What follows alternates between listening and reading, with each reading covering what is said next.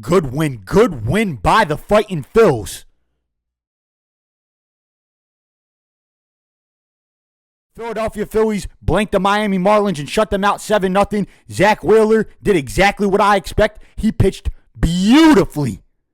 9 strikeouts through 6 innings, only a couple hits he gave up. It was like, you sit down. Then the next guy, you sit down, you sit down, you sit down, you sit the freak down. He did absolutely amazing. And the bullpen did their job as well. Tim Mesa, Jonathan Bolin, Phillies pitching had 13 strikeouts as a whole, 9 of them being from Wheeler, obviously, 4 from the bullpen.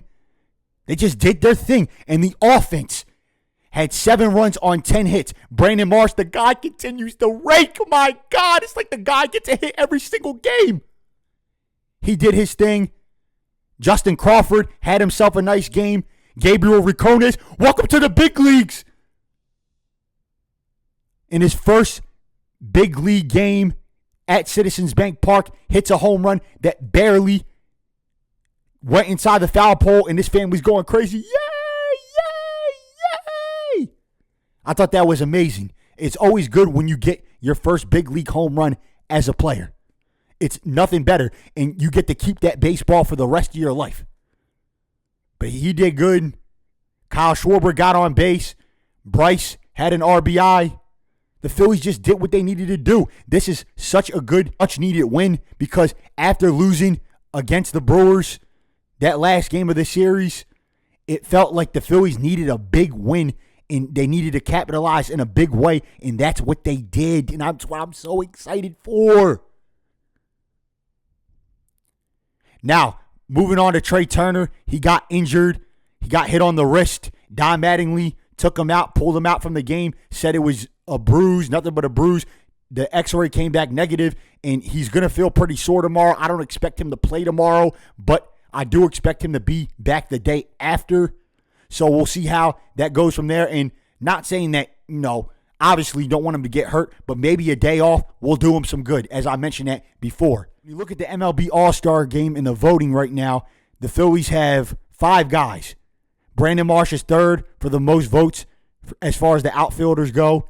Bryce Harper 3rd for the most votes as far as the first baseman goes. Kyle Schwarber 2nd for DHs. And Alec Bohm and Bryson Stott 2nd for both third baseman and second baseman. And I have no clue how Bryson Stott and Alec Bohm have more votes for their position than Bryce Harper does for his positions. Because even as a Phillies fan, I know that right now, as far as the lineup goes, only 3 guys should be in this right now for the voting. Bryce Harper, Kyle Schwarber, and Brandon Marsh. That's it.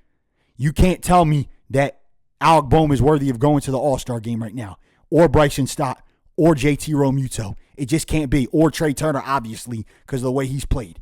Right now, Bryce, Kyle, Brandon Marsh. That's it right now as far as the All-Stars and who should be going. And for the pitchers, Christopher Sanchez and maybe Zack Wheeler. That's about it. But they're giving Alec Bohm and Bryson Stott the benefit of the doubt, and they're 2nd right now for both their positions. So that's good for them.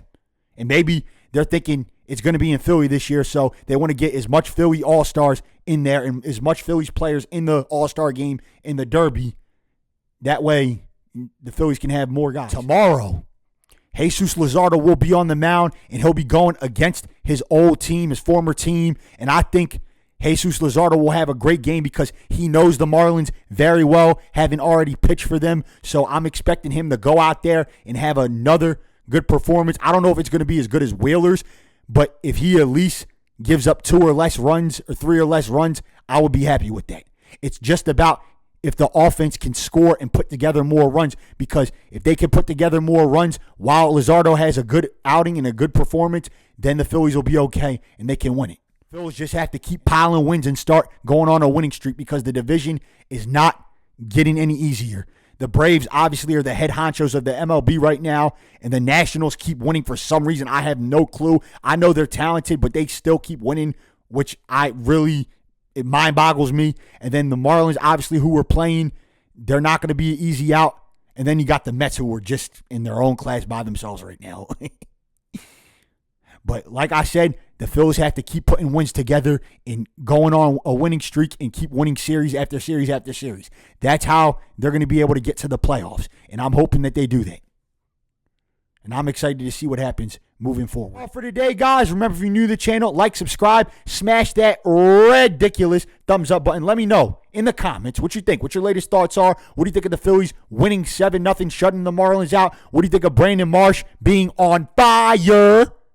Getting base hit after base hit after base hit. Will he continue that? And by the way, follow me on my Spotify at the Code Red Philly Sports Talk, my Instagram, TikTok, and Twitter, as always, in the link in the description below. And I'll see you guys next time on the Code Red Philly Sports Talk.